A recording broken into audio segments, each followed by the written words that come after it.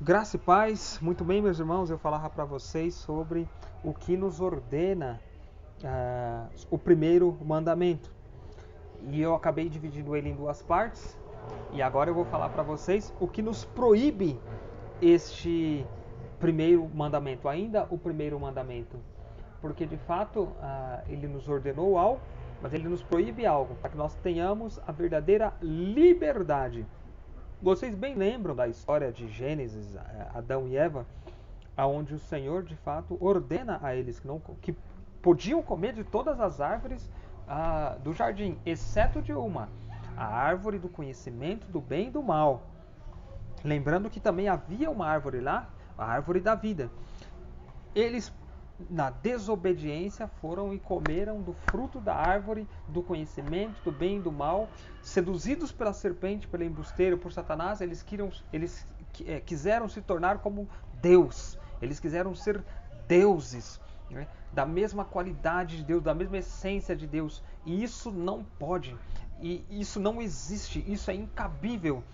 Isso é gravíssimo, né, para a alma do homem, porque é o pecado do orgulho, é o pecado de próprio Satanás, né? Querer ser Deus. Não, nós somos criaturas, como já foi bem dito na primeira parte deste primeiro mandamento. Nós somos criados por Deus. Por isso o Senhor inicia: eu sou o Senhor teu Deus. E ele não proibiu de fato que eles comessem de todas as árvores. Pelo contrário, ele permitiu que comessem de todas, exceto de uma. O que eu quero colocar aqui é a desobediência do homem. A desobediência em querer se igualar com Deus. O homem não pode se igualar com Deus. E muitas vezes, na realidade de hoje, nos séculos que nós vivemos, nós queremos ser o nosso próprio Deus. Nós fazemos do nosso corpo o nosso próprio Deus. E não é isso. Não é dessa forma. Por mais que nós somos, nosso corpo é templo do Espírito Santo, nós não somos deuses. Nós não temos o poder sobre a vida e sobre a morte. Por isso nós temos que bem viver a nossa vida. E para bem vivê-la, não há forma melhor do que estar de acordo com a vontade do Senhor nosso Deus. E observar essas proibições para o bem da nossa alma, da nossa existência, porque não termina aqui. Existe uma alma imortal, eterna, que foi nos dada no primeiro momento da fecundação, quando o espermatozoide do seu pai fecundou no óvulo da sua mãe, houve aquela explosão da alma, né? Nós temos aí a beata Ana Catarina Emmerich, que ela visualizou isso. Nós temos a própria ciência. A ciência também é criação de Deus, é criatura de Deus. E a ciência também diz: o momento da concepção é o momento da vida.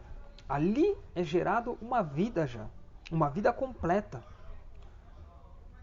E o interessante, isso eu tenho que falar para você, a alma não é como o corpo. É claro que o corpo está sempre se transformando em desenvolvimento, até pela faixa etária que nós vamos passando ao longo da vida. Mas a alma, ela não se desgasta.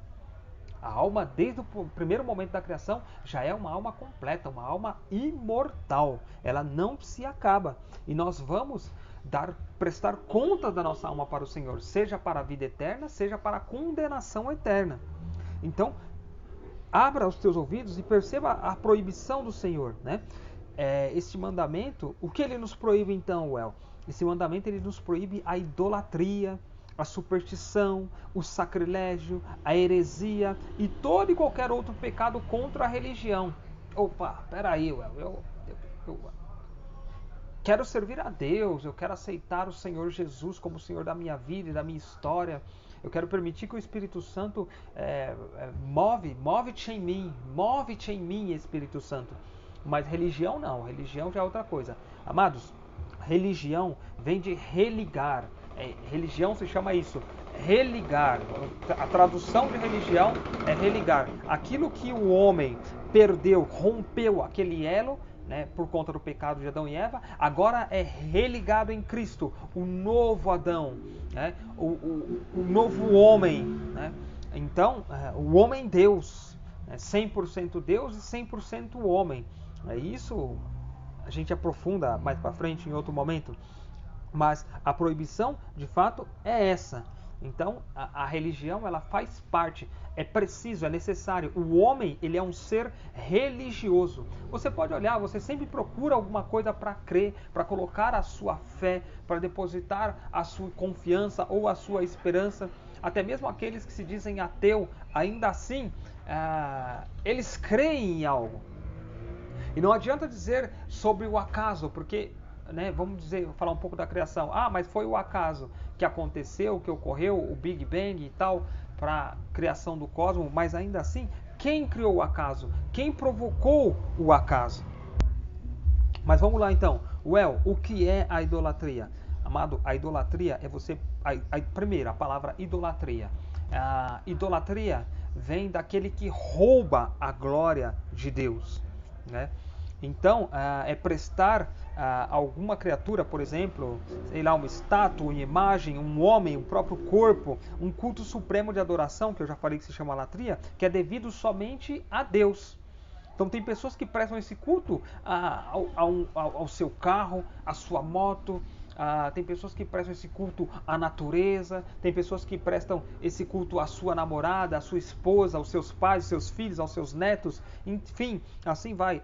Isso depositam, né, aquilo que rouba a glória de Deus, deposita aquilo na pessoa ou em si próprio, quando na verdade somente Deus é digno de adoração. Então a idolatria é isso, tá? Ela expressa isso muito bem dentro da Sagrada Escritura. Aí nós temos também aí a questão da proibição. Eu falei para vocês sobre a superstição. O que é a superstição, então, A superstição é tudo aquilo, né, toda e qualquer devoção contrária, né, à doutrina, ao uso da igreja. Vamos colocar aí, vamos atribuir aí a ação a alguma coisa, uma virtude sobrenatural, que na verdade ela não tem. Por exemplo, uma figa, um elefantinho que se coloca com a bunda para a porta, uma simpatia, o que mais? Uma simpatia, um benzimento com espada de São Jorge, né? Isso é muito dos antigos, né? Hoje em dia a gente tem aí o mensageiro dos sonhos, que muitos se colocam no carro, sortilégios, amuletos, cristais.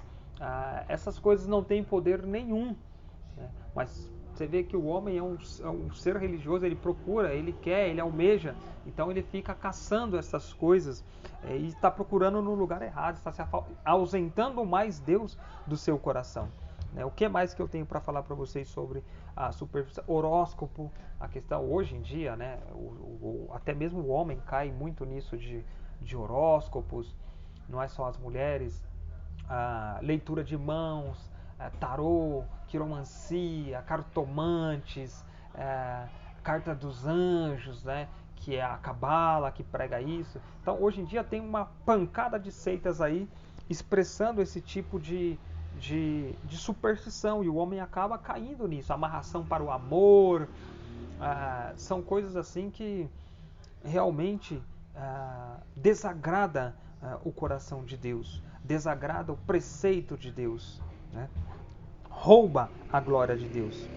O sacrilégio também, da mesma forma. E o que é o sacrilégio? O sacrilégio, ele é a profanação de um lugar sagrado, né? De uma pessoa ou de uma coisa consagrada a Deus, ou que é destinada o seu culto. Então, o sacrilégio é isso. Vamos lá. Hoje em dia a gente vê partidos políticos que invadem a igreja, que roubam a Eucaristia, né, o corpo e o sangue de nosso Senhor Jesus Cristo, que profanam a cruz. A gente vê agora me fugiu da memória aqui, mas a gente vê naquele encontro LGBT que tem na Paulista, né, tantas e tantas vezes lá, que eles profanam a cruz, profanam imagens sagradas, profanam objetos sagrados como o Santo Terço, o próprio crucifixo de nosso Senhor Jesus. Então, assim, blasfêmias e sacrilégios nós vemos em todos os lugares, né? Piadas com coisas santas, piadas indecentes, né?